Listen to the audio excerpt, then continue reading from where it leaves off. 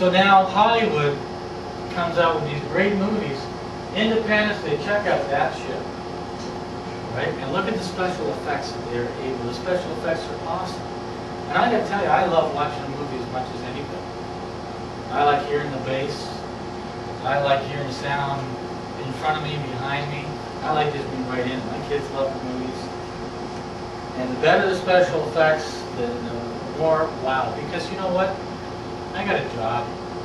I got stress like everybody else, and I like to go for 2 hours and just, you know, lose my mind, and then come out of there and come back to the real world. So, but that's a lot of impressions that go in my mind in that period of time. So here's the spaceship. What is that? New York? Over New York. And what's it doing? What does it look like it's doing to you?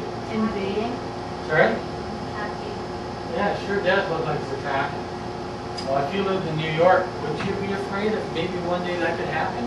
If there really had been aliens visiting this Earth at one time, and they wanted to come back. I remember one of the Star Trek ones where they came back to find the whales, and the whales there's only 2 left in existence, so they're going to blow up the whole Earth. They managed to find these 2 whales, and they went, and talked to them and saved the Earth. Thank goodness. And I think there's another shot like this over the White House. The same ship attacking the White House.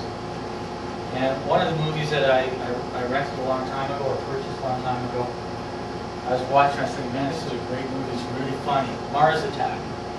And then all of a sudden, they pull out these guns and they start shooting everybody and exterminating. I went, oh, man! I didn't realize it was that violent. It was just, you know, killed the president, a whole bunch of people, and took over. Mars Attack.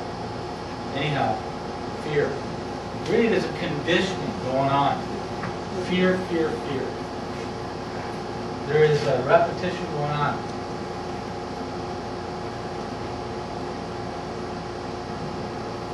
The other theme, if you like, is alien abductions and cows being turned over, organs being taken away, people being impregnated with aliens put back on the Earth, people being abducted and surgically investigated and sent back to their bedroom. Billy Bob and Joe Sue out in their boat after a few drinks, and all of that. They see these lights and the cigar thing in the sky, and they're caught away, and everybody got a story. But if it was true, and if it is true, you know, I think it'd be a scary thing to be abducted by aliens, don't you? And how would they do it? Well, they come in their spaceship like that, and they circle, and they'd probably use like a beam. Right?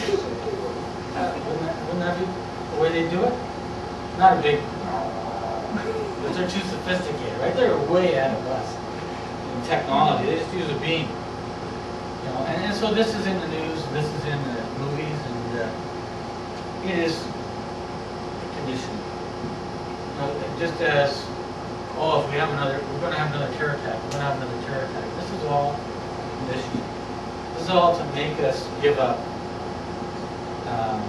what's probably right for safety.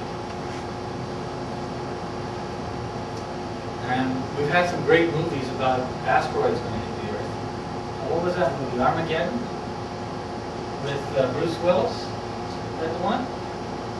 And they went up in a spaceship and landed on the asteroid because they figured if they blew it up with shooting at it, they might not get it right. So they flew up. They landed a spaceship on it and set a nuclear device to detonate. And then they were going to fly off it. And bullets, smithereens, and it would miss the Earth, and everybody would be safe. And they were heroes. And Bruce Willis was going to do, but of course, like in all these movies, when they get there, they find out that the darn nuclear fuse is broken. And so somebody has to stay on the asteroid and blow it up. It's all, you know, always the hero has to stay behind and save the day.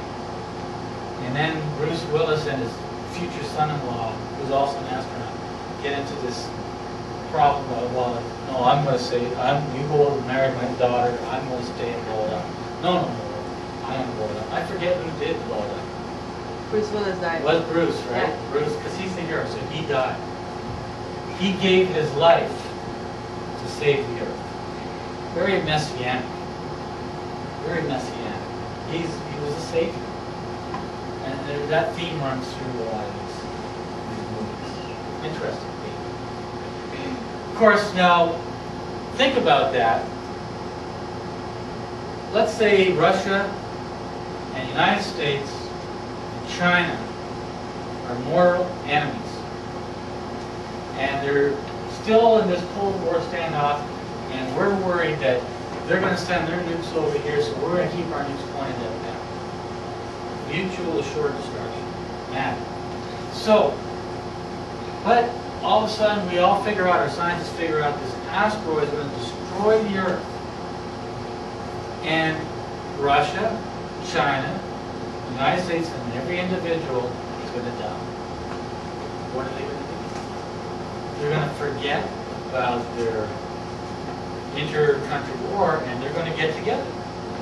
And they're going to go, we got to save the Earth.